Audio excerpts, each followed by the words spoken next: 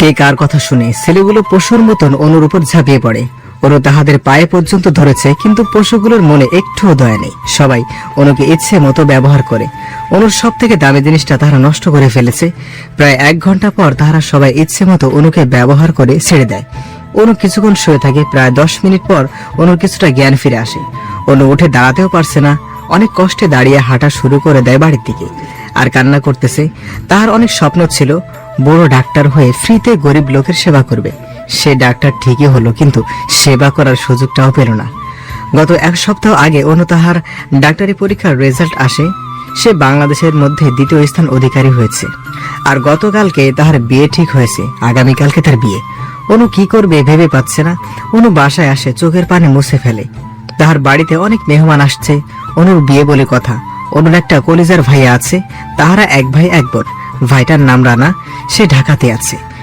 আজকে রাতে গ্রামের বাড়িতে আসবে। অনুর আত্মীয় স্বজনরা সবাই আসছে, কারণ তার মায়ের ফ্যামিলির দিক থেকে শুধু অনুই একটা মেয়ে। সবাই তাকে কলিজার মধ্যে রাখার চেষ্টা করে। আর অনুর বিয়ে ঠিক হয়েছে এক ডাক্তারের সাথে। অনু বাসায় ঢুকতেই তার ছোট আম্মু, কি রে আম্মু, কোথায় ছিলি?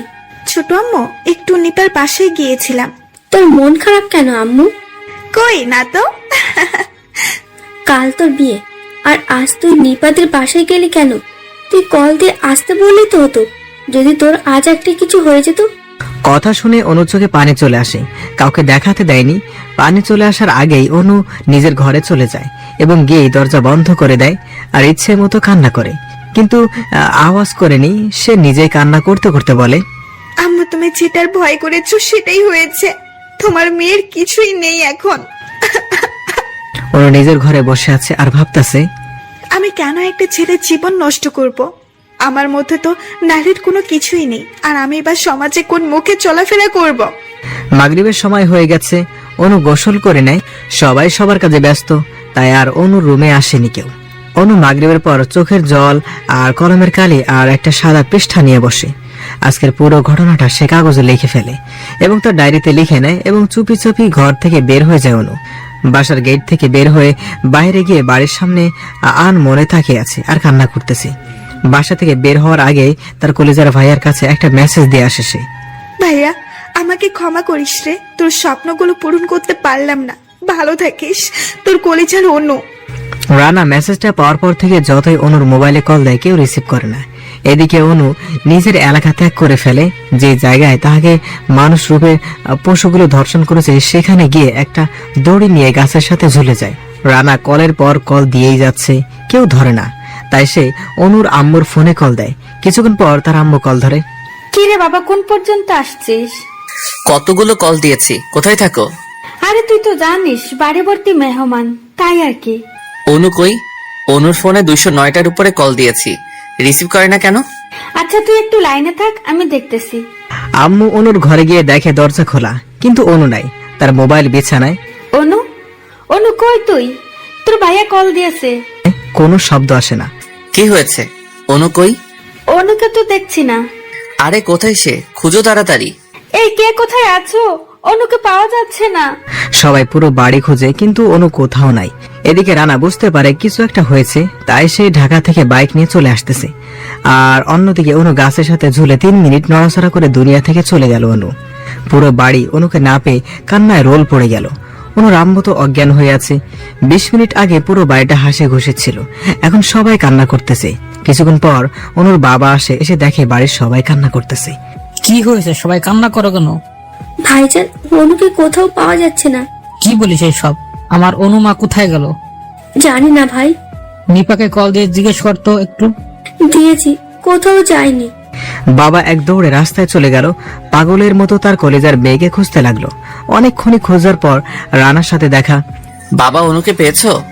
না রে বাবা, আমার মা কোথায়? আরে কান্না করিও না, হয়তো কোথাও আছে। তারপর রানা আর তার বাবার বাসায় যায়। রানা অনেক কিছু আনে তার কলেজার বোনটার জন্য, কিন্তু বোনটাকে পাওয়া যায়নি। কিছুক্ষণ পর একজন পুলিশ এসে বলে, এটা কি ডাক্তার অনুদের বাসা? জি, কিন্তু কেন? আমার সাথে একটু আসুন আপনারা। কোথায়? অনুর কাছে। কথা শোনার সাথে সাথে সবাই উঠে বসে এবং চুপ হয়ে যায়। তারপর সবাই পুলিশের সাথে যেতে লাগলো। কিছুটা যাওয়ার পর গ্রামের শেষ মাথায় নদীর কূলে একটা নির্জন জায়গায় বট গাছের নিচে অনেক মানুষ দাঁড়িয়ে আছে। রানা তো দেখার সাথে সাথে এক দৌড়ে লোকের মধ্যে ঢুকে যায়। গিয়ে যা দেখলো সেটা দেখার জন্য মোটেও প্রস্তুত ছিল না। সে দেখতেছে তার কলিজার টুকরা গাছের সাথে ঝুলতেছে।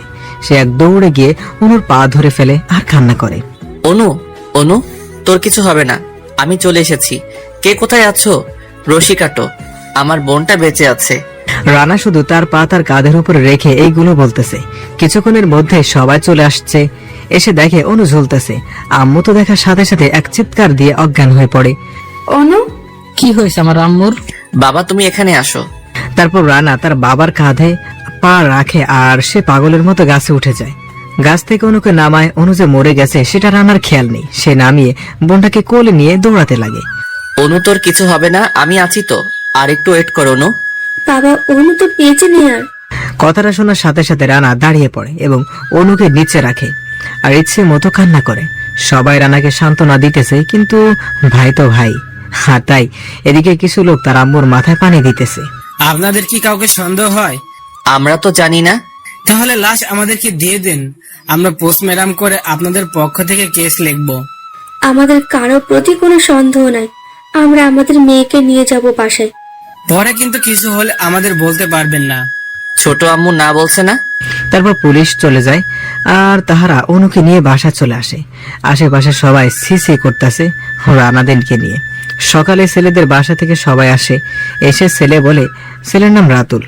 আপনাদের মেয়ের অন্য ছেলের সাথে সম্পর্ক ছিল, সেটা আগে আমাদের বলেননি কেন? প্লিজ ভাইয়া বিশ্বাস করো, আমার বোন এসব করতো না। হয়েছে, আমরা সব বুঝি। প্লিজ ভাইয়া আমার বোনকে নিয়ে খারাপ কিছু বলিয়েন না প্লিজ। আজ তোমার বোন তোমাদের জন্য মরেছে। সে তার ভালোবাসার মানুষটিকে না পেয়ে আত্মহত্যা করেছে। রানা আর কিছু বলেনি। তার মাথা অনেক গরম হয়েছে। কিছু না বলে চলে যায়। সেখান থেকে প্রায় 2 ঘন্টার মধ্যে ওনাকে কবরে রেখে আসে। সবাই তো কান্না করতে করতে শেষ। রানা আসার পর আবার রাতুল বলল, তোমার বোন কোন ছেলেকে ভালোবাসতো একটু বলবা? কথা বলার সাথে সাথে রানা রাতুলের শার্টের কলার চেপে ধরে। রানার চোখ দিয়ে যেন আগুন পড়তেছে। সবাই এসে রানাকে রাতুলের কাছ থেকে একটু দূরে সরিয়ে নেয়। এতক্ষণ কিছু বলিনি কারণ আমার বোনটা দুনিয়াতে ছিল। এখন আমার বোন নেই দুনিয়াতে, তাই তোকেও আমি চিনি না। আর অপরিচিত কেউ আমার বোনকে নিয়ে বাজে কথা বলবে, আমি চুপচাপ তা শুনবো? কখনোই না, এটা হতেই পারে না। চুপচাপ বেরিয়ে যা, তা না হলে তোকে আমি মেরে ফেলবো বলে দিলাম। তুই কাজটা ঠিক করিসনি, মনে রাখিস। এটা বলেই রাতুল চলে যায়। রানাকে সবাই কিছুটা বোঝায়, তাই রানা ভিতরে চলে যায়। অনুর রুমে গিয়ে সে কান্না করতেছে। অনুর প্রতিটা জিনিস হাতে নেয় আর কান্না করে। রানা অনেক কান্না করে। কিছুক্ষণ পর তার মেঝো খালামণি এসে বলে, তুই এভাবে ভেঙে পড়লে হবে নাকি বল? কি করব বলো খালামণি, আমার কলিজাটা যে আমাকে ছেড়ে চলে গেছে অনেক দূরে। বাবা একটু রেস্ট নাও, যাও। লক্ষ্মী আব্বু না আমার। ওকে, আমি একটু শুয়ে থাকি। মিষ্টি, ওই মিষ্টি। জি আম্মু। তোর ভাইয়াকে একটু বিছানা ঠিক করে দেও, আর দেখো কিছু লাগবে কিনা।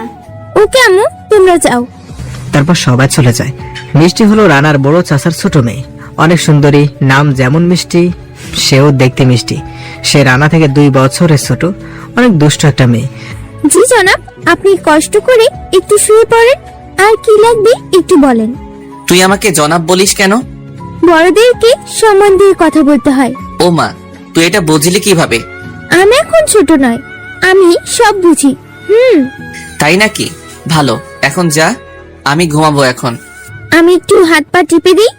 দরকার নেই, তুই কি আমার বউ নাকি যে তুই আমার হাত পা টিপে দিবি? কোথাও তো পারি। সর এখান থেকে। তারপর মিষ্টি চলে যায়।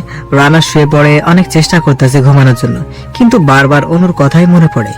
একদিন অনু বলে, শোন ভাইয়া, তোর জন্য একটা লাল টুকটুকে বোন আনবো। তাকে কোনো কাজ করতে দিব না, কেন? তাহলে তোর বউ কালো হয়ে যাবে। তাহলে আম্মুকে কে হেল্প করবে?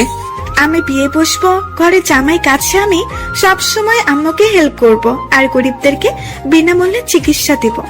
আগে তোর জন্য একটা মিষ্টি ছেলে খুঁজে বের করি, তারপর না হয় আমার চিন্তা। না ভাইয়া, আগে তুই, তারপর আমি। আচ্ছা অনু, তুই কি কাউকে পছন্দ করিস? আরে না ভাইয়া, আমি যদি কাউকে পছন্দ করি তাহলে তার সাথে ভাগিয়া যাইতে। আর আমি যদি ভাগিয়া যাই তাহলে তোকে আর আব্বু আম্মুকে মানুষ খারাপ বলবে, আর আমি চাই না তোদেরকে কেউ খারাপ বলুক। আয় বুকে আয়, তোর মতো বোন যেন সবার ঘরে এক একটা হয়। কিন্তু আমি তো এটা চাই না। কেন? তাহলে আমি রুগী পাবো কোথায়? আর তখন তো আমি এত ভালোবাসা পাবো না। আরে পাগলি, রোগীর অভাব আছে নাকি? তাই তো। রানা কথাগুলো ভাবতে ভাবতে ঘুমিয়ে পড়ে। কিছুক্ষণ পর রানার ঘুম ভেঙে যায়। সে উঠে বসে হঠাৎ কে যেন বলল, কি রে, তুই ঘুমাসনি? না আম্মু, ঘুম আসছে না তো। তুমি ঘুমাওনি কেন? ঘুম আসে না রে বাবা, অনু মারা যাওয়ার আগে আমি বকা দিয়েছি। মেয়েটা কিছু বলেনি বকা শুনে। কেন বকা দিয়েছো তুমি অনুকে? সে সেই দিন অনেক দেরি করে বাসায় ফিরছে। কোথায় গিয়েছিল? সে নাকি নিপাদের বাসায় গিয়েছিল। কেন গিয়েছে সে সেখানে? নিপার সাথে দেখা করতে গিয়েছে। সে একা? তাহলে নিপা কিছু একটা জানে। মানে? সেই দিন কি হয়েছে? হয়তো, কিন্তু অনু এই কাজ তো করতে পারে না। তাহাকে মনে হয় কেউ জোর করে ফাঁসি দিয়েছে। কেউ বাসা থেকে নিতে আসলে তোমরা তো কাউকে না কাউকে দেখতে, তাই না? হয়তো কেউ এসেছে, আমরা ব্যস্ত থাকার কারণে দেখতে পাইনি। আচ্ছা, নিপা কোথায় আছে এখন? তার বাসায়। চলো আম্মু, আমরা তাহার বাসায় যাই। তুই কি পাগল? এখন রাত 2:30 বাজে। এত রাতে আমাদের মতো কে জাগ্রত থাকবে শুনি? আমরা তাহাকে ঘুম থেকে উঠাবো। সকালে যাব, এখন তুই ঘুমা। ঠিক আছে। তারপর তার আম্মু চলে যায়। রানা শুয়ে পড়ে, কিন্তু ঘুম আসছে না। শুধু অনুর সাথে কাটানো সময়গুলোর কথা মনে পড়তেছে। অনুর কথা ভাবতে ভাবতে সকাল হয়ে যায়। সকালে রানা কাউকে কিছু না বলে নিপাদের বাসায় চলে যায়। গিয়ে নিপাদের বাসায় নক করে। অনেকক্ষণ নক করার পর নিপা এসে দরজা খোলে, তাও ঘুম চোখে। দরজা খুলে দেখে রানা। ভাইয়া, আপনি এখানে? একটা কথা জানতে এসেছি আপনার কাছে। ভিতরে আসুন। তারপর রানা নিপাদের বাসায় গিয়ে বসে। নিপাকে রানা জিজ্ঞেস করে, আচ্ছা, অনু কি কাউকে পছন্দ করতো? কি বলেন ভাইয়া এসব? অনু তো প্রেম ভালোবাসা এসব ঘৃণা করতো। আচ্ছা, অনুর কি কোনো শত্রু ছিল? না, অনু তো কারোর সাথে কথা বলতো না, আমাদেরকে ছাড়া। আচ্ছা, অনু কি জন্য ফাঁস দিয়েছে আপনি জানেন? আরে আমাকে বললে আমি কি ফাঁস দিতে দিতাম? কিন্তু ফাঁস যেদিন দিয়েছে সেই দিন সন্ধ্যার আগে নাকি আপনাদের বাসায় এসেছে। কই না তো, অনু তো আজ থেকে 3 দিন আমাদের বাসায় আসেনি। কিন্তু সে তো বাসা থেকে আসতো আপনার বাসার কথা বলে। কিন্তু আমি তো জানি না। গত কয়েকদিন যাবত অনুকে কিছু একটা নিয়ে খুব চিন্তিত দেখাচ্ছে। আমি জানতে চেয়েছি, কিন্তু বলেনি। রানা নিপাদের বাসা থেকে চলে আসে। একটা নির্জন স্থানে গিয়ে বসে বসে কান্না করতেছে আর নিজে নিজে বলতেছে, অনু, আমি কি তোর মৃত্যুর কারণ জানতে পারবো না জীবনেও? অনেকক্ষণ কান্না করার পর রানা বাসায় চলে যায়। আম্মু এসে বলে, কি রে বাবা, কোনো খবর পেয়েছিস? না আম্মু। তারপর রানা নিজের ঘরে চলে যায়। কিছুক্ষণ পর অনু ঘরে গিয়ে অনুর ফটোগুলো দেখতেছে আর কান্না করতেছে। অনেক প্রমাণ খোঁজে, কিন্তু কোথাও কিছু পাচ্ছে না। হঠাৎ অনুর ডায়েরির কথা মনে পড়ে যে অনুর সব কথা সে তো তার ডায়েরিতে রাখে। ডায়েরি খুঁজতে খুঁজতে পাগল হয়ে যায়, কিন্তু ডায়েরি কোথাও পাচ্ছে না। আম্মু, ও আম্মু, কি রে, চিৎকার করস কেন? অনুর ডায়েরিটা কই? তার রুমে আছে তো, দেখ। কই, পাচ্ছি না তো। তুই ওই দিন কল দিয়েছিস, তখন তো আমি টেবিলে দেখেছিলাম। তাহলে এখন কোথায় সেটা? মিষ্টি, ওই মিষ্টি। ভাইয়া বলো। তুই অনুর ডায়েরি নিয়েছিস? না ভাইয়া। তারপর রানা নিজের রুমে চলে যায়। গিয়ে অনুর মোবাইলটা দিয়ে তার ফেসবুকে ঢোকে, কিন্তু দেখে কোনো ছেলে ফ্রেন্ড নাই অনুর। অনুর মেসেঞ্জারে একটা মেসেজ দিয়েছে যে, অনু, বিপ্লব ভাইয়া একটা মেয়েকে আজকে কলেজে ধর্ষণ করেছে। আমার কাছে ভিডিও আছে, ভিডিওটা তোর কাছে রেখে দে। সে আমায় সন্দেহ করে আমার মোবাইল চেক করতে পারে, তাই তুই রেখে দে। শুধু এই এসএমএসটা অনুর মোবাইলে কে যেন পাঠাইছে। যে আইডি থেকে পাঠাইছে সে আইডি থেকে অনুকে ব্লক করে রেখেছে। প্রোফাইল পিকও দেখা যায় না আর নামটাও দেখা যায় না। সাথে সাথে রানা অনুকে কল দেয়। আপু, বিপ্লব। কেন? আর বিপ্লব ভাইয়াকে আপনি কিভাবে চিনেন? প্লিজ বলেন বিপ্লবকে। বিপ্লব হলো আমাদের ক্লাসের সব থেকে বাজে বখাটের চরিত্রহীন বেয়াদব গুন্ডা একটা ছেলে। সে এখনো কি সেই কলেজে পড়াশোনা করে? আছে। ও আচ্ছা, আমার মনে অনুর মৃত্যুর সাথে বিপ্লবের কোনো রকম হাত আছে। বিপ্লব তো লোক ভালো না, তাই হতেও পারে, কিন্তু তার ব্যাপারে কোনো পুলিশ কেস লেখে না প্রমাণ ছাড়া, আর সে কোনো কাজ করলে প্রমাণ রাখে না। কেন কেস লিখে না? সে হলো এমপির ছেলে। ও আচ্ছা, এই ব্যাপার। এটা বলে রানা কল কেটে দিল। রানা তার আম্মুর কাছে গিয়ে বলল, আম্মু, আমি অনুর কলেজে ভর্তি হব। কেন? দেশ থেকে মানুষ নামে কিছু ভাইরাস আছে, তা মুক্ত করতে হবে। তুমি শুধু দোয়া করো। সন্তানের জন্য মা দোয়া করা লাগে না, সন্তানের জন্য মায়ের দোয়া সব সময় থাকে অন্তরে। পরের দিন সকালে রানা পিছনে সব ভুলে গিয়েছে, শুধু তার একটাই চিন্তা, অনুর খুঁড়িকে বের করবে। রানা একটা বাইক নিয়ে কলেজে যায়। রানা দেখতে অনেক সুন্দর, বাকি পরিচয় পরে দেব। রানা বাইক থেকে নেমে হাঁটা শুরু করে। হঠাৎ একটা মেয়ের সাথে ধাক্কা খায়, মেয়েটির হাত থেকে সবগুলো বই পড়ে যায়। রানা চোখ থেকে সানগ্লাসটা খুলে ফেলে, মেয়েটার পা থেকে তাকানো শুরু করে। পাগুলো অনেক সুন্দর, হলুদ একটা জামা পরেছে মেয়েটা। রানা আস্তে আস্তে মেয়েটার চেহারার দিকে তাকায়। রানা মেয়েটার চেহারা দেখে তো ফিদা। মেয়েটা শ্যামলা কিন্তু মায়াবী বুক, চেহারাটা টমেটোর মতো গোল, ঠোঁটে একটা তিল আর ঠোঁটগুলো চিকন চিকন। ওয়াও, খুব সুন্দর। রানা জীবনও এমন মেয়ে দেখেনি। রানা মেয়েটির বইগুলো উঠিয়ে দিয়ে বলে, সরি আপু। মেয়েটি চুপচাপ চলে যেতে লাগলো। এই যে আপু, নামটা কি জানতে পারি? পাশ থেকে মেয়েটির বান্ধবী এসে বলে, কলি। রানা নামটা শুনে তো আরো ফিদা। ওয়াও, কি সুন্দর নাম, ফুলের কলির মতোই সুন্দর। ফুলের কলি যেমন সুন্দর থাকে, ঠিক তেমনই মেয়েটাও।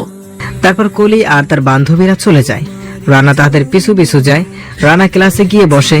হঠাৎ খেয়াল করে দেখে কলিও একই ক্লাসে পড়ে। রানা কলির দিকে আনমনে তাকিয়ে আছে, আর কলি তার বান্ধবীদের সাথে বসে বসে দুষ্টামি করতেছে। কিছুক্ষণ পর স্যার আসলে। স্যার ক্লাস শেষ করে চলে যায়। হঠাৎ রানা নিপাকে দেখে, নিপাও রানাকে দেখে। ভাইয়া, আপনি এখানে?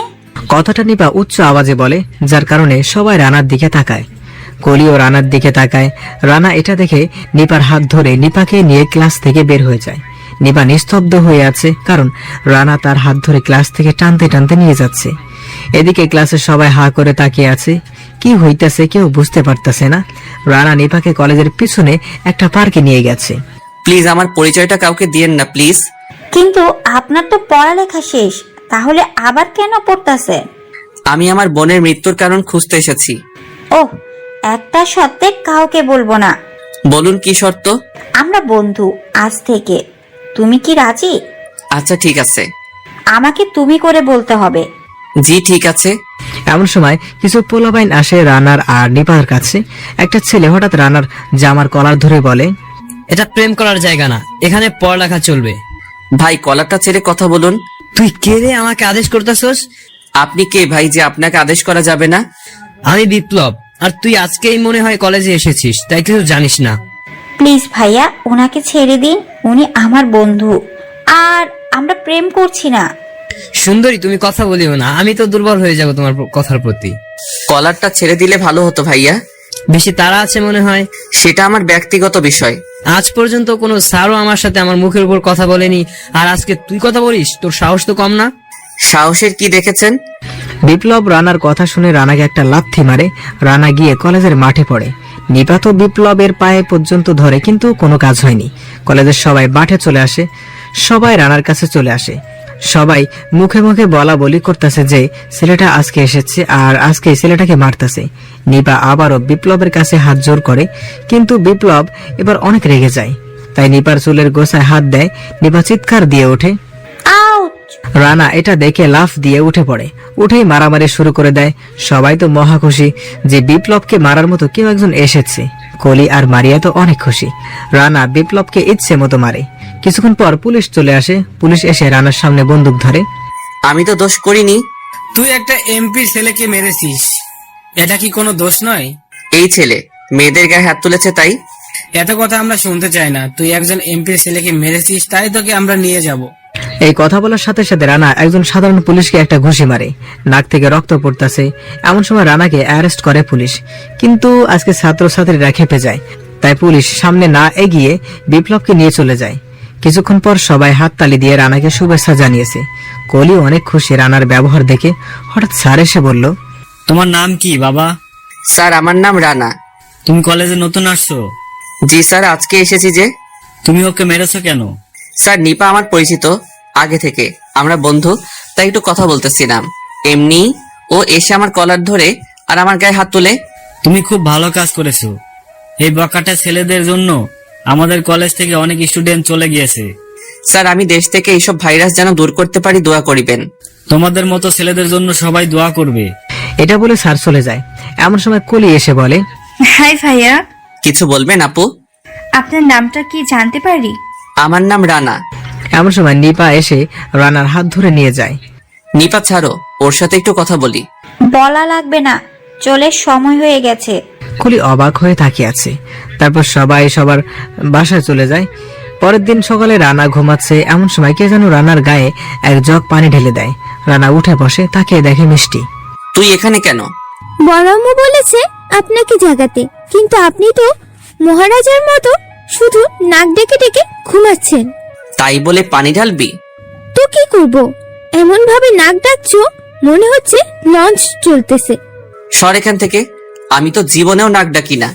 চুরি চুরি করে কখনো কি শিকার করতে দেখেছেন জনাব? আমি আমার বাসায় যেমন মন চায় তেমন করে ঘুমাবো, তাতে তোর কি মিস এলিয়েন? কি আমি এলিয়েন? তো কি সকাল সকাল শুরু করেছেন আমার সাথে ঝগড়া? কে ঝগড়া করেছে শুনি?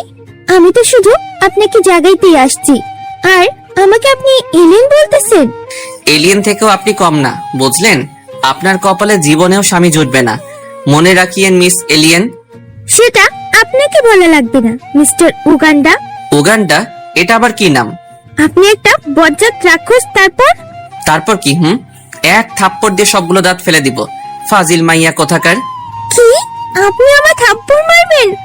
আম্মু গো, ও তোমার এই গুণধর ছেলে নাকি আমার মতো একটা নিষ্পাপ মেয়েকে থাপ্পড় মারবে? ও আম্মু গো, তোমরা কোথায় আছো গো আম্মু? এই চুপ কর, আমি তো তোর সাথে মজা করেছি। প্লিজ বোন, আম্মুকে ডাকিস না। চুপ করবো না আমি। আমার মতো একটা নিষ্পাপ মেয়েকে কেন তুমি মারবা বলেছো? আরে আমি তো শুধু মজা করেছি, আম্মুকে ডাকিস না প্লিজ। আমার পা ধরে ক্ষমা চাও, তাহলে আমি আম্মুকে বলবো না। কি? জীবনেও না। আমি তোর পা ধরবো ভাবলি কি করে? ও আম্মু গো। রানা এক দৌড় দিয়ে ওয়াশরুমে চলে যায়। গোসল শেষ করে রেডি হয়ে কলেজে যাবে, এমন সময় তার আম্মু ডাক দেয়। রানা, জি আম্মু। তুই নাকি মিষ্টিকে থাপ্পড় মেরেছিস? আল্লাহ গো, এটা কি তা নান্নেরা মনে একা পাইয়া? আমি যা জিজ্ঞেস করেছি উত্তর দে, এত ঢং করতে বলেনি। আম্মু আমি থাপ্পড় দেইনি, ও আমার গায়ে পানি ঢেলে দিয়েছে, তাই আমি বলেছি থাপ্পড় দিব। না বড় আম্মু, থাপ্পড় দিয়েছে ও আমায়। তখনই মিষ্টির আম্মু এসে মিষ্টির কান ধরে টান দেয় আর বলে, আমি তো তোকে চিনি, আমার ছেলেটাকে তুই সব সময় অপরাধ বানাস। আম্মু লাগছে তো, ছাড়ো। বড় আম্মু তুমি কিছু বলতেছো না কেন? আরে কি করস, ওকে ছেড়ে দে তুই। না, ছাড়বো না ওকে। আমি চলে যাই কলেজে। তারপর রানা কলেজে চলে যায়। কলেজের গেটে ঢোকার সাথে সাথে পুলিশ এসে রানাকে হাত কড়া লাগিয়ে নিয়ে যায়। রানার একটা কথাও শুনেনি পুলিশ। এটা মারিয়া দেখেছে, নিপাও দেখেছে। কিছুক্ষণ পর মারিয়া কলিকে কল দেয়। কি রে, কই তুই? বের হলাম মাত্র। কেন? রানা ভাইয়াকে পুলিশ ধরে নিয়ে গেছে। কেন? জানি না, রানা ভাইয়ার কোনো কথাই শোনেনি পুলিশ। আচ্ছা তুই থানায় আয়, আমি যাচ্ছি। ওকে। এদিকে পুলিশগুলো রানাকে নিয়ে থানায় ইচ্ছা মতো মারতে থাকে, আর চেয়ারে এমপি ও তার ছেলে বসে বসে তামাশা দেখতেছে। এমন সময় কলিও থানায় আসে, এসেই দেখে রানাকে মারতেছে। এই ইন্সপেক্টর থামুন, ওকে কি মেরে ফেলবেন নাকি? তারপর পুলিশ থেমে যায়। এমপি ও তার ছেলে কলির দিকে তাকায়। ও কি এমন অন্যায় করেছে যে আপনি তাহাকে এইভাবে মারতেছেন? ও এমপির ছেলেকে মারছে, তারপর পুলিশের গায়ে হাত তুলেছে। এমপির ছেলেকে কেন মেরেছে? সেটা আপনাকে কেন বলবো? আমি আপনাকে বলতে বাধ্য নই। একটা লোককে আপনি বিনা অপরাধে মারবেন, এটা কি আপনাদের আইন নাকি? আমি আপনার কাছে আইন শিখবো? আমি শিখাতে আসিনি, আমি জানতে এসেছি ওনাকে কেন গ্রেফতার করা হয়েছে এবং কেন ওনাকে এমন পশুর মতো মারা হচ্ছে। এই পুলিশ, তুমি যার কথা শুনে মারা বন্ধ করো কেন? মারো ওকে। ওর গায়ে আর একটা আঘাত লাগলে কি হবে এখানে সেটা কেউ কল্পনা করতে পারবে না। এই তুই কি করবি রে? তোর সাহস তো কম না, আমার বাবার সামনে তার মুখের উপর কথা বলিস। এটা বলে বিপ্লব কলির কাছে চলে আসে। কলির বিপ্লবের গালে একটা থাপ্পড় মারে, যার ফলে বিপ্লবের গালে 5 আঙ্গুলের ছাপ উঠে পড়ে। তুই কি করবি? এই হাবিলদার, ওর সাহস তো কম না, ও আমার ছেলের গায়ে হাত তুলে। তোরও কি একটা খাইতে মন চায়নি? এই সবাই ওকে অ্যারেস্ট করো, লকআপে ঢোকাও। এমন সময় পুরো থানাতে কোথাও থেকে যেন শত শত পুলিশ চলে আসে। সবাই এসে চমকে ওঠে।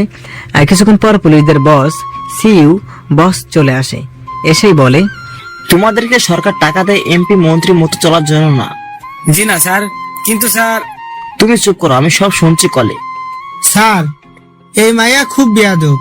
চুপ করুন, আপনাদেরকে সরকার মাসের পর মাস বেতন দিচ্ছে জনগণের সেবা করার জন্য, কিন্তু আপনি তো তা করতেছেন না, বরং আপনি জনগণকে মেরে ফেলার সিদ্ধান্ত নিচ্ছেন।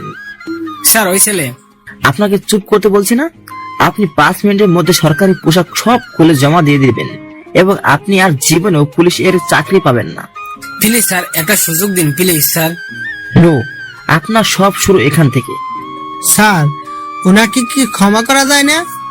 আপনি আধা ঘন্টার মধ্যে চাকরির পদ থেকে বিদায় নেবেন, সকল কাজে সাইন করে দিবেন। আজ থেকে আপনাকে এমপি থেকে বাদ দেওয়া হয়েছে। আপনারা দেশের সেবক হওয়ার যোগ্য নয়। এটা কি বলবেন আপনি? যা বলছি তাই। আর শোন, এটা হলো আমার মেয়ে কলি। সাবধান, আজ ওর কারণে তোদের চাকরি গেল। দ্বিতীয়বার যেন এমন ভুল আর না হয়, তখন কিন্তু জীবনটা চলে যেতে পারে। এই সিউ, তোর তো সাহস কম না? আমার বাবাকে তুই এমপির থেকে বাদ দিতেছস?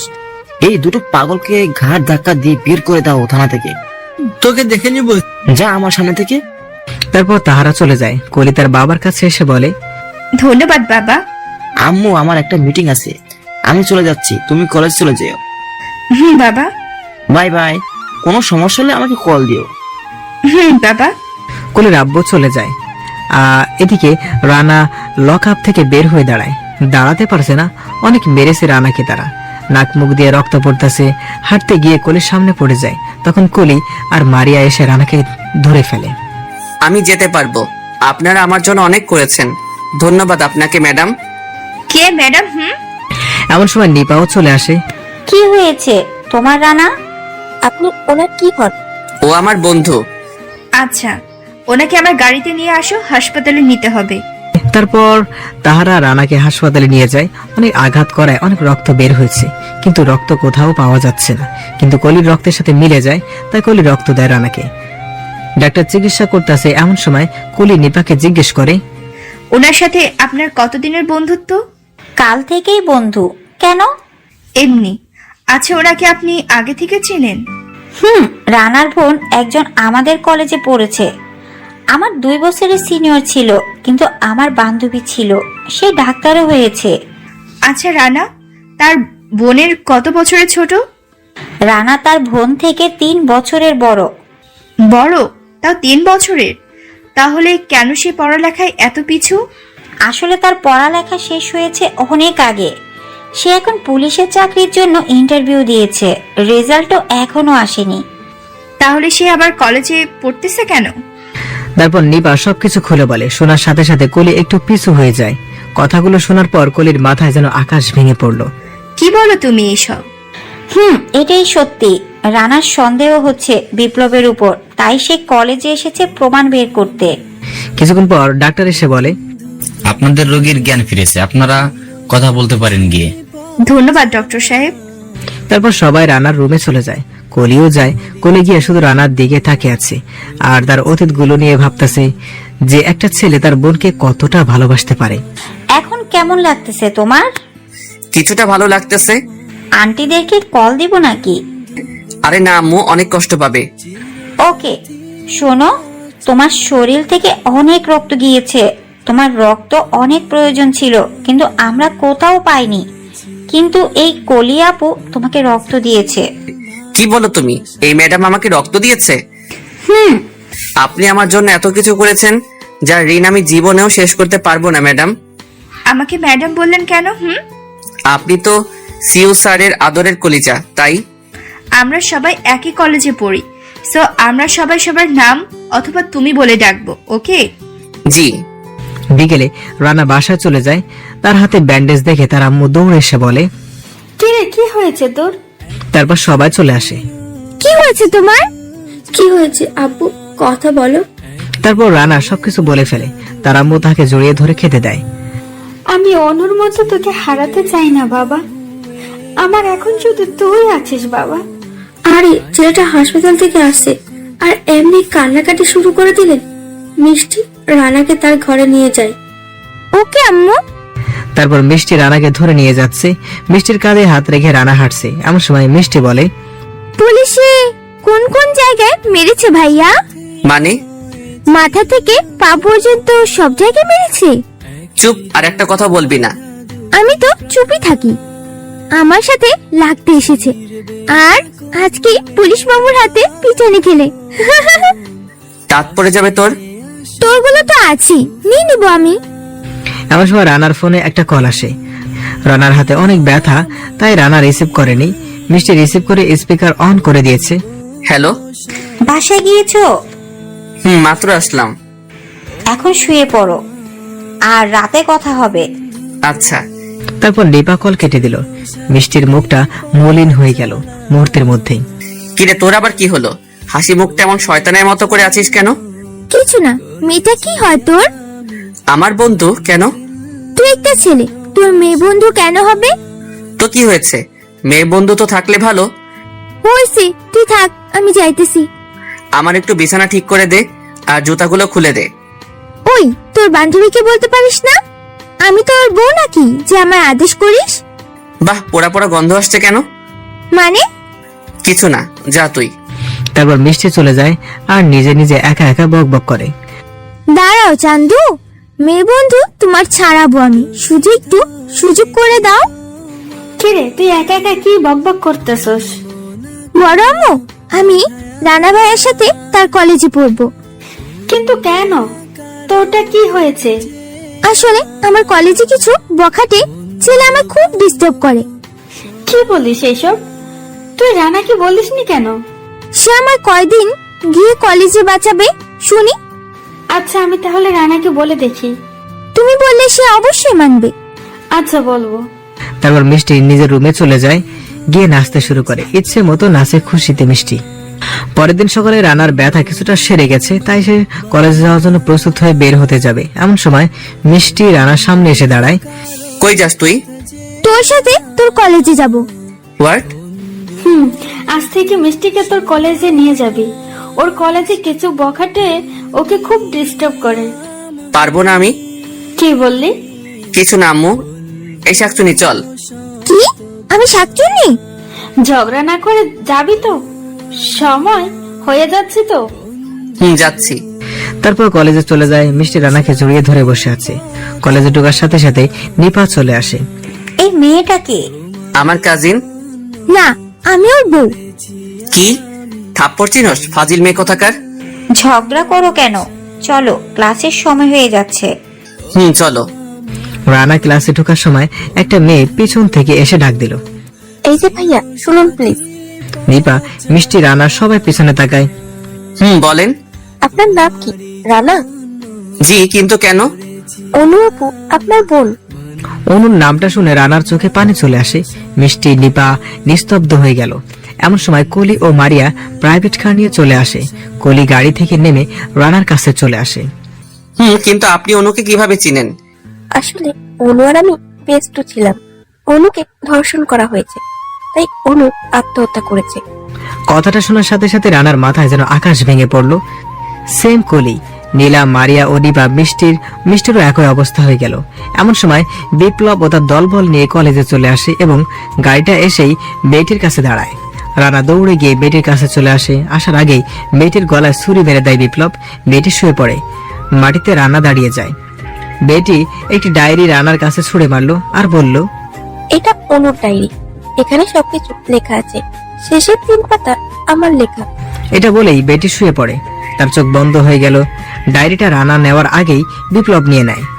ডায়েরিটা আমাকে দাও প্লিজ। আগে আমার সাথে তোর হিসাব শেষ করে নে, তারপর তোকে তোর ডায়েরি দিব। ওকে, তুমি যা বলবে আমি তাই করব। আমার লোকেরা তোকে 20 মিনিট মারবে খালি হাতে। ওকে। তারপর বিপ্লবের লোক রানাকে ইচ্ছে মতো মারতেছে। কেউ কিছু বলতেছে না, কারণ রানা নিষেধ করেছে। রানাকে মেরে মাটিতে শুইয়ে দেয়। রানা ভাইয়া! রানা! কিছুক্ষণ পর রানার কোনো সাড়া নেই। রানা মাটিতে শুয়ে আছে। এমন সময় বিপ্লব ডায়েরিটা মাটিতে ফেলে দিয়ে আগুন লাগিয়ে দেয়। তখন কলি বলে, রানা, অনু আপু ডায়েরিটা বিপ্লব পড়ে ফেলেছে। এটা শুনে রানা শোয়া থেকে উঠে দাঁড়ায় এবং দেখতেছে ডায়েরিটা পুরো ছাই হয়ে গেল। আর বিপ্লব দাঁড়িয়ে দাঁড়িয়ে হাসতেছে। রানার তো মাথায় আগুন উঠে যায়। সে দৌড় দিয়ে বিপ্লবকে মারতে শুরু করে। এমন সময় পুলিশ চলে আসে। এসে তাহাদেরকে আলাদা করে ফেলে এবং বিপ্লবকে পাঠিয়ে দেয়। রানা তাড়াতাড়ি মেয়েটিকে কোলে করে নিয়ে হাসপাতালের দিকে নিয়ে যায়। কোলে তাড়াতাড়ি তার গাড়ি নিয়ে চলে আসে। মেয়েটিকে কোলের গাড়িতে ওঠানো হয়। মেয়েটি কোনো কথাই বলতেছে না। সবাই মিলে মেয়েটিকে হাসপাতালে নিয়ে যায়। Doctor, doctor. কিছুক্ষণের মধ্যেই ডাক্তার চলে আসে। এসে মেয়েটিকে আইসিইউতে নিয়ে গেল। তখন রানা কান্না করতেছে আর বলতেছে, মেয়েটি যদি না বাঁচে তাহলে অনুর আত্মহত্যার কোনো খবর পাবো না। আল্লাহ তুমি মেয়েটিকে বাঁচিয়ে দিন। প্রায় 30 মিনিট পর ডাক্তার আইসিইউ থেকে বের হয়। ডাক্তারের মুখে কান্না কান্না ভাব, মুখটা মলিন করে রানার কাছে চলে আসে। ডাক্তারের মুখ দেখে সবার কলিজায় পানি শুকিয়ে গেল। ডাক্তার, কি খবর? সরি, কি হলো ডাক্তার সাহেব? ওনার দুটো কিডনি নষ্ট হয়ে গেছে। আধা ঘন্টার মধ্যে কিডনি না দিতে পারলে ওনাকে বাঁচানো সম্ভব না কোনো রকমই। আপনি চিন্তা করবেন না, আমি কিডনির ব্যবস্থা করছি। এটা বলে রানা এক দৌড়ে চলে যায়। কিডনি খুঁজতে অনেক হাসপাতালে কিডনি খুঁজে, কিন্তু কোথাও পেল না। পাগলের মতো কিডনি খুঁজতে লাগলো রানা। এদিকে বিপ্লবের একটা লোক রানাকে বাজারে দেখে বিপ্লবকে কল দেয়। বস, রানা বাজারে এসেছে। ওকে মেরে না ফেললে কিন্তু ও তোমাকে ছাড়বে না। আচ্ছা, ওকে ধরে নিয়ে আয় আমার আস্তানায়। ওকে বস। তারপর লোকটি রানার কাছে গিয়ে পেছন থেকে একটা রুমাল রানার মুখে লাগায়, যার ফলে রানা অজ্ঞান হয়ে যায়। তারপর রানাকে গাড়িতে করে নিয়ে যায় জঙ্গলে নিঝুম একটা জায়গায়। গিয়ে রানাকে গাছের সাথে বেঁধে ফেলে। রানার এখনো জ্ঞান ফিরেনি। সবাই রানার সামনে দাঁড়িয়ে আছে, কাহারো হাতে বন্দুক, কাহারো হাতে তলোয়ার। এদিকে প্রায় 25 মিনিট ওভার হয়ে গেল, রানার কোনো খবর নেই। এখানে সবাই রানাকে কল দিচ্ছে, রানার ফোন বন্ধ। সবাই টেনশনে পড়ে গেল, কি হলো, রানার কিছু হয়নি তো? ডাক্তার বারবার এসে ওর কথা বলেই যাচ্ছে। কলি, নিপা, মিষ্টি, মারিয়া সবাই চিন্তিত হয়ে পড়লো।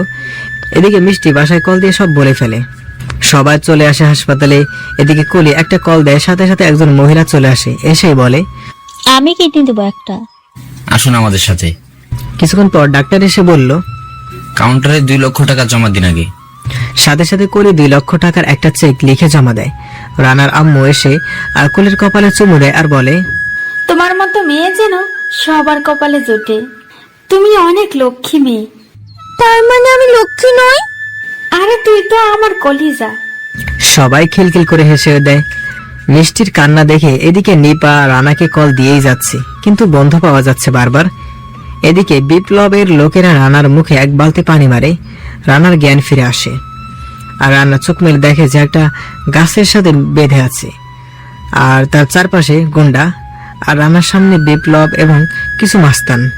তোর জন্য আমার বাবা তার সারা জীবনের পরিশ্রমের রাজনৈতিক থেকে ভয়ঙ্কর হয়েছে, অনেক অপমানও হয়েছে। আর তুই ভাবলি কি করে তোকে আমরা বাঁচিয়ে রাখবো? আমার ভিতরে থাকা বাঘটাকে জাগাস না, তাহলে তুই নিজেই নিজেকে চিনতে পারবি না। তাই নাকি? এই তোরা দাঁড়িয়ে দাঁড়িয়ে কি দেখছিস? ওকে দুনিয়া থেকে বিদায় করে দে। তারপর রানাকে ইচ্ছে মতো মারে লোকেরা। এমন সময় বিপ্লবের ফোনে তার বাসা থেকে একটা কল আসে আর বিপ্লব চলে যায়। ওকে মেরে নদীতে ফেলে আমাকে কল দিস। ওকে বস। তারপর বিপ্লব চলে যায়। বিপ্লব চলে যাওয়ার সাথে রানা একটা টানে দড়ি ছিঁড়ে ফেলে এবং সবগুলো গুন্ডাকে কলা গাছের মতো কাটতে শুরু করলো। সবগুলোকে মেরে ফেলে এক দৌড় দিয়ে বিপ্লবের গাড়ির পিছন পিছন দৌড়াতে লাগলো, কিন্তু পেল না। এমন সময় রানার হাসপাতালের কথা মনে পড়ে যায়। এক দৌড়ে হাসপাতালে চলে যায়। গিয়ে দেখে সবাই দাঁড়িয়ে আছে আইসিইউর সামনে। হঠাৎ মিষ্টি রানাকে দেখতে পেলে। তার গায়ে অনেক রক্ত আর সে আসছে। এমন সময় মিষ্টি জোরে বলে ওঠে, ওই যে রানা ভাইয়া। সবাই রানার দিকে তাকায়।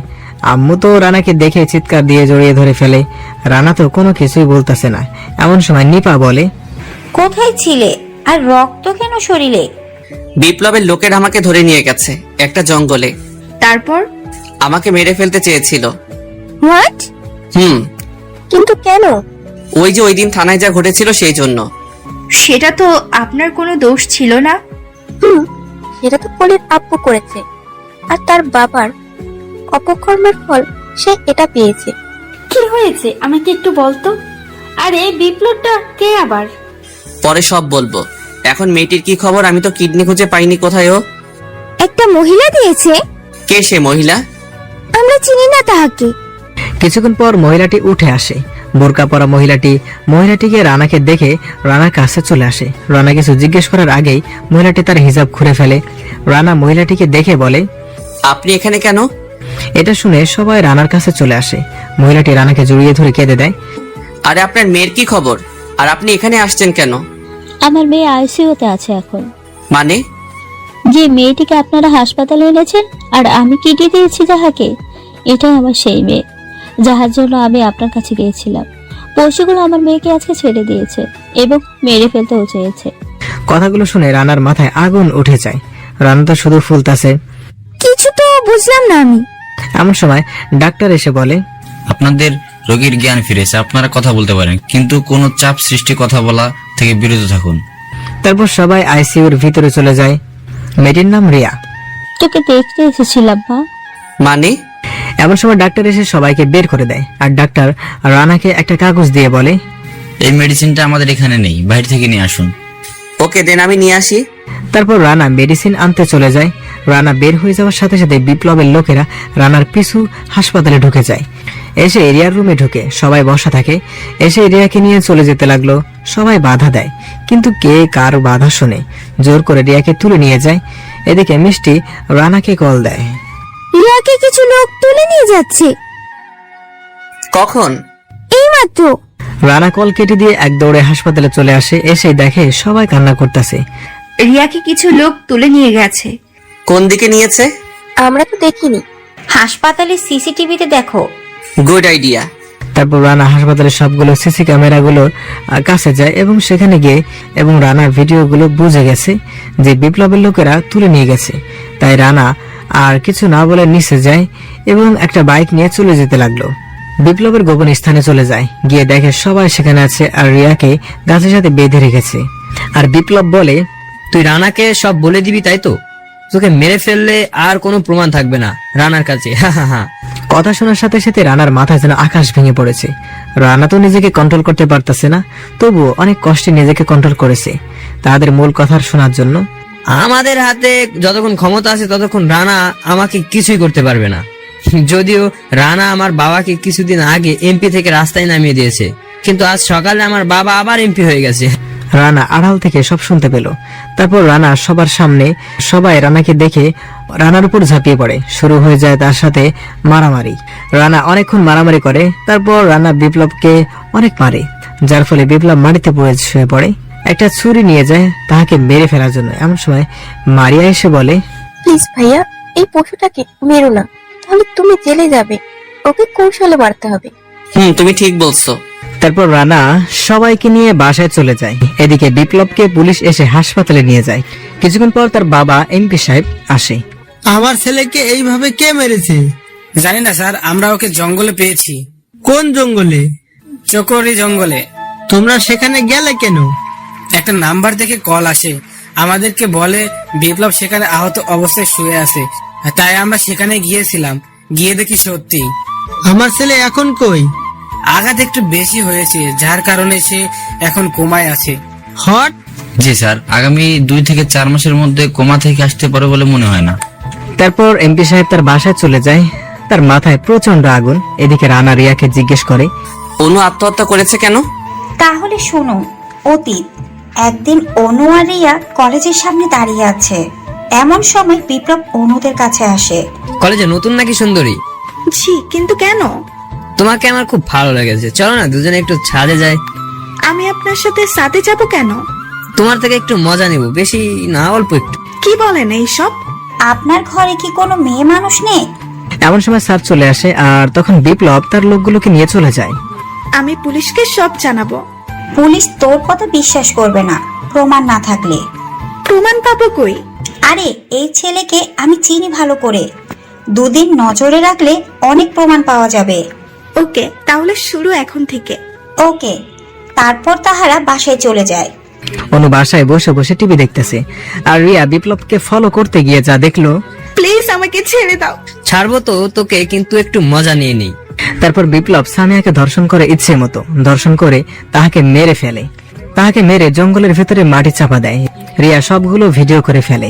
বিপ্লবের লোকদের মধ্যে একজন রিয়াকে দেখে ফেলে, তাই সবাই রিয়াকে দৌড়াচ্ছে। রিয়া অনুকে কল দেয়। অনু, তোর ফোনে একটা ভিডিও পাঠাচ্ছি, তুই ওটা নিয়ে থানায় গেলে বিপ্লবকে পুলিশ অ্যারেস্ট করবে। তুই কোথায় যাচ্ছিস? আমাকে বিপ্লবের লোকেরা তাড়া করতেছে। বিপ্লব এইমাত্র একটা মেয়েকে ধর্ষণ করে মেরে ফেলে, তা আমি ভিডিও করেছি। আর শোন, তুই ভিডিওটা তোর গ্যালারিতে সেভ করে নিস, না হলে তোকে ধরে ফেলবে বিপ্লব। আর আমি তোকে কয়েকদিনের জন্য ব্লক করে রাখবো, ওকে? আচ্ছা ঠিক আছে, আর আমি ভিডিওটা আমার মেইলে সেভ করেও রাখতেছি, ওকে? গুড। কিছুক্ষণ পর রিয়াকে ধরে ফেলে বিপ্লব এর লোকেরা। ধরে রিয়াকে জঙ্গলে তাহাদের আস্তানা নিয়ে যায়। রিয়ার মোবাইল থেকে ভিডিওটা ডিলিট করে ফেলে আর রিয়াকে গাছের সাথে বেঁধে রাখে। এদিকে অনু পরের দিন বিকালে থানায় যায়। স্যার, বিপ্লব একটা মেয়েকে ধর্ষণ করে মেরে ফেলেছে। এমপি সাহেবের ছেলে বিপ্লব স্যার? জি। আপনি বললে আমি বিশ্বাস করব? আমি জানি আপনি করবেন না, তাই তো আমি প্রমাণ সহ নিয়ে আসছি। কই দেখি। তারপর অনু পুলিশকে ভিডিওটা দেখায়। পুলিশ তো দেখার সাথে সাথে অবস্থা খারাপ। আচ্ছা, আপনি এখন একটা দরখাস্ত করে যান, কালকে এসে কেস লিখিয়েন। আচ্ছা। অনু একটা দরখাস্ত লিখে চলে যায়। অনু চলে যাওয়ার পরই পুলিশ বিপ্লবকে কল দেয়। স্যার, আপনি কালকে রাতে একটা মায়ার থেকে মজা নিয়েছেন, আর স্যার আপনি কালকে রাতে একটা মায়া থেকে মজা নিয়েছেন আর মেয়েটা মারা গেছে, সেই বিষয় ভিত্তি করে একটা সুন্দরী মায়া আপনার নামে কেস লিখতে আসছে।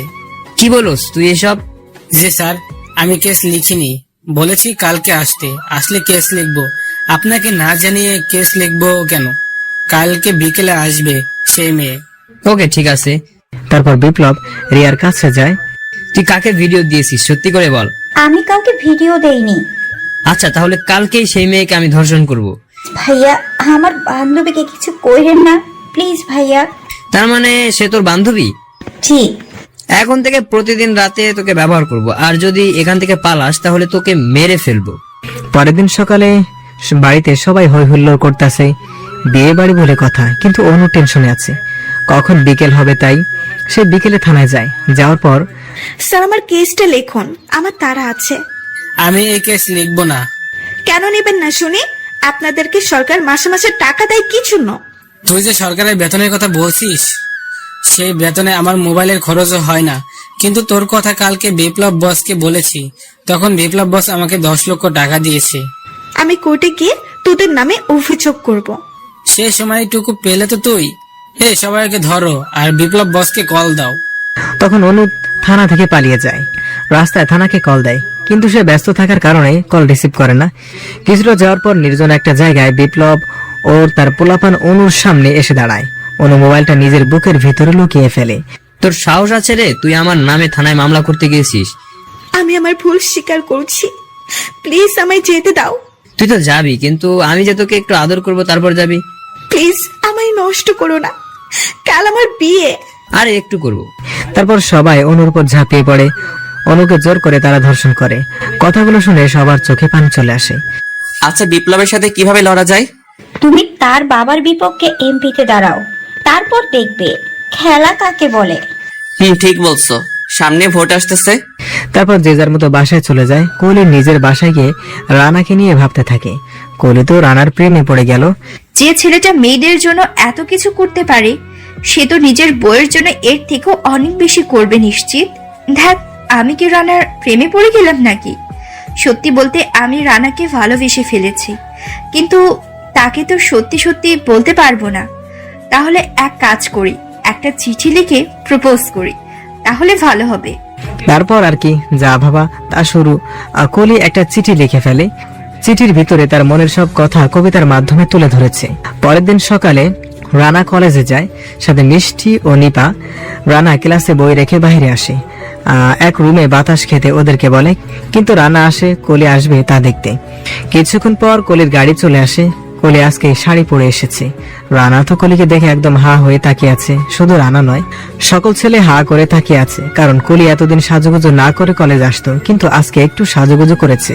ঠোঁটে হালকা লিপস্টিক, মুখে হালকা মেকআপ, তারপর চোখে কাজল, হাতে নীল চুড়ি, নীল শাড়ি, নীল জুতা, সবকিছুতে মনে হচ্ছে একটা পরী এসেছে কলেজে। রানা হা করে তাকিয়ে আছে, তা দেখে কোহলি মুস্কি মুস্কি হাসতেছে। কোহলি রানার পাশ দিয়ে ক্লাসে চলে যায়, কিন্তু রানার কোনো খেয়াল নেই। কিছুক্ষণ পর মিষ্টি এসে দেখে রানা হা করে তাকিয়ে আছে। কি রে, ভূত ধরছে নাকি তোকে? হ্যাঁ হ্যাঁ। পাগলের মতো হ্যাঁ হ্যাঁ করিস কেন? চুপ, এলিয়েন একটা। আমি কি করেছি? এলেন বলিস কেন? তো কি এলিয়েনের মতো উল্টাপাল্টা কথা বলস কেন?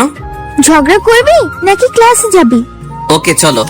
আজকে রানা গিয়ে জানালার পাশে বসে, কারণ জানালা দিয়ে কোহলিকে স্পষ্ট দেখা যাচ্ছে। রানা গিয়ে জানালার দিকে তাকিয়ে আছে, গালে হাত দিয়ে। সেটা আবার কলি টেরা চোখে দেখে আর নিজে নিজে হাসছে। স্যার ক্লাসে সবার পড়াশোনা এক এক করে, সবাই হাসতেছে রানার কাণ্ড দেখে। মিষ্টি আর নিপাতও জ্বলে আগুন। স্যার জোরে দেয় এক ধমক। রানা, স্যার তোমাকে কি জিজ্ঞেস করেছি? স্যার আসলে হলো চুপ, আয়নাতে কি দেখো? তখন স্যার আয়নার সামনে যায়। স্যারের যাইতে দেখে কলি ক্যামেরার সামনে থেকে সরে গেল। স্যার দেখে শুধু ছেলেদের দেখা যায়। আর আয়নায় একবার তাকালে ক্লাস থেকে বের করে দেব। তারপর স্যার ক্লাস করে চলে যায়। সবাই নাস্তা করে বের হয়। কি রে শয়তান, যাবি না? তোরা যা, আমি আসতেছি। ওকে, ক্যান্টিনে আয়। ওকে। এই কলি, চল আমরাও খেয়ে আসি। তুই যা, আমি আসছি। তারপর সবাই চলে যায়। পুরো ক্লাসে শুধু কলি আর রানা একে অপরের দিকে তাকায়। যখন দুজনের চোখে চোখ পড়ে তখন দুজনে লজ্জায় মুখ সরিয়ে নেয়। কলি উঠে রানার কাছে যায় আর একটা কাগজ দিয়ে বলে, উত্তরের অপেক্ষায় থাকবো। তারপর কলি এক দৌড় দিয়ে চলে যায়। তারপর রানা কাগজটি খুলে এবং পড়া শুরু করে। প্রিয়তমা, কেমন আছো?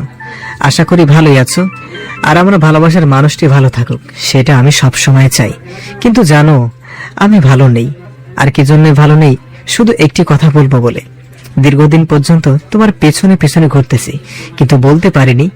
অনেক ভাবে চেষ্টা করেছি, কিন্তু তারপরও কথাটি বলতে পারিনি। সেই কথাটা আজ আমার বুকের ভিতরে জমতে জমতে পাহাড় পরিমাণ উঁচু হয়ে গেছে। এই কথাটাকে আর ধরে রাখতে পারলাম না। আর এভাবে কতদিন কষ্ট সহ্য করব। তাই কথাটা আজ তোমাকে চিঠির মাধ্যমে জানালাম। আশা করি তুমি আমাকে ফিরিয়ে দিবে না। একটিবার কথা বললেও তো বলবে। আমি সত্যি করে বলছি, তোমাকে আমি অনেক অনেক বেশি ভালোবাসি। প্লিজ একবার তো আমাকে সুযোগ দিবে তোমাকে ভালোবাসার। আর না হয় পরীক্ষা করে দেখো আমি তোমাকে কতটুকু ভালোবাসি। আমি এখন মেঘ থেকে বৃষ্টির আশা করছি, যে মেঘ আমাকে বৃষ্টি দিতে পারবে। আমি এমন সাগর থেকে পানির আশা করছি, যে সাগর আমাকে পানি দিতে পারবে। আমি এমন গাছ থেকে ফলের আশা করছি, যে গাছ আমাকে ফল দিতে পারবে। আমি এমন একটি ছেলে থেকে ভালোবাসা আশা করছি, যে আমাকে সারা জীবন ভালোবাসা দিতে পারবে। মন আছে বলে আজ ভালোবাসার মানুষের খুব প্রয়োজন। স্বপ্ন আছে বলে আজ ভালোবাসার এত আয়োজন। একটি সুন্দর মনের দেখা পাবো বলে অপেক্ষায় আছি সারাক্ষণ। নাইস তোমার চেহারা, সুইট তোমার হাসি।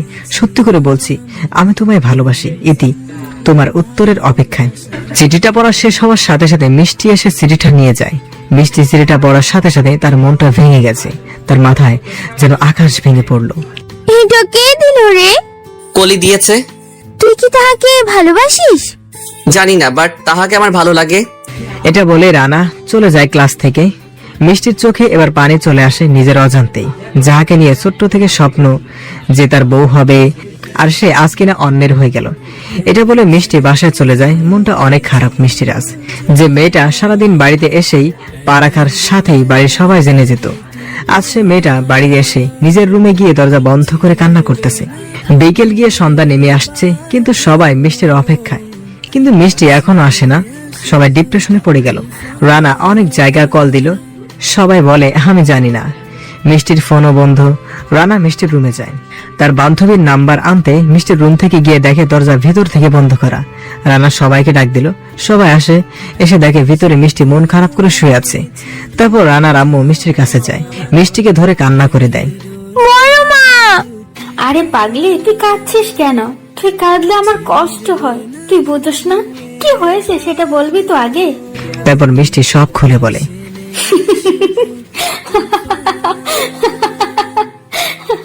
আমার মন ভেঙে গেল, আর তুমি হাসছো। আরে রানা তো শুধু তোর, বুঝলি, আর কারো নয়। তাহলে রানা যে কলিকে ভালোবাসে আর টাইম পাস করতেছে, আর আমি তার মা। আমি তোর কাছে ছাড়া কাহারও কাছে দিব না। ধন্যবাদ আম্মু। তারপরের দিন কলেজে যায় রানা। এভাবে তাহাদের 1 বছর চলে যায়। রানা এখনো কলিকে বলেনি, তার উত্তর কলি জিজ্ঞেস করেছে। তখন রানা বলল, বিপ্লবের সাথে আমার হিসাব নিকাশ শেষ হলে উত্তর দেব। কলিও রাজি হয়ে গেল। আজ কলেজে গ্রুপের ভোট হবে। এখন বিপ্লব সুস্থ, কিন্তু রানাকে মারার জন্য সুযোগ খুঁজছে শুধু। গ্রুপে বিপ্লবের বিপক্ষে রানা দাঁড়িয়েছে। এবার স্যাররা সবাই রানাকে সাপোর্ট করে, কিন্তু বিপ্লবের বাবার ভয়ে বিপ্লবের কথা বলে। কলেজের 90% ছাত্রছাত্রী রানাকে সাপোর্ট করে। আর আজই রানা জয় হয়েছে। রানা জয় দেখে বিপ্লবের মাথা ঘুরে যায়। বিপ্লব বলে, অনেক বড় ভুল করেছিস রানা, তুই আমার সাথে লাগতে এসে। তাই সবকিছু আমি হারে হারে হিসাব নেব। বস, রানার জেবটা কিন্তু অস্থির। এই একটা মাল ভাই বিশ্বাস করেন, এক রাতে হলেই সবকিছু মিটে যাবে। ভাই ওকে দেখলে আমি নিজেকে সামলাতেই পারি না, যদি একটু সুযোগ করে দিতেন আপনি। আরে পরে কিছু খাইস, আগে আমার কাজটা ওকে। তারপর রানা কলেজের অনুষ্ঠানে সবার সামনে মাইকে বলে ফেলে যে সে কলিকে ভালোবাসে। শুনো সবাই, আমি একজনকে অনেক ভালোবাসি এবং সেও আমাকে ভালোবাসে অনেক। আজ আমি আপনাদের সামনে তাহাকে পরিচয় করিয়ে দিব, মিস কলি, কলি চৌধুরী। আই লাভ ইউ কলি। নিপা আর মিষ্টির মাথায় যেন আকাশ ভেঙে পড়লো। মিষ্টিও রানার থেকে মাউথটা নিয়ে বলল মাইকে, শুন রানা, আমি তোকে ভালোবাসি সেই ছোটবেলা থেকে। আমি আগামী মাসের 1 তারিখের মধ্যে তোর থেকে কলিকে আলাদা করে দেখাবো। কি বলো সেসব তুই?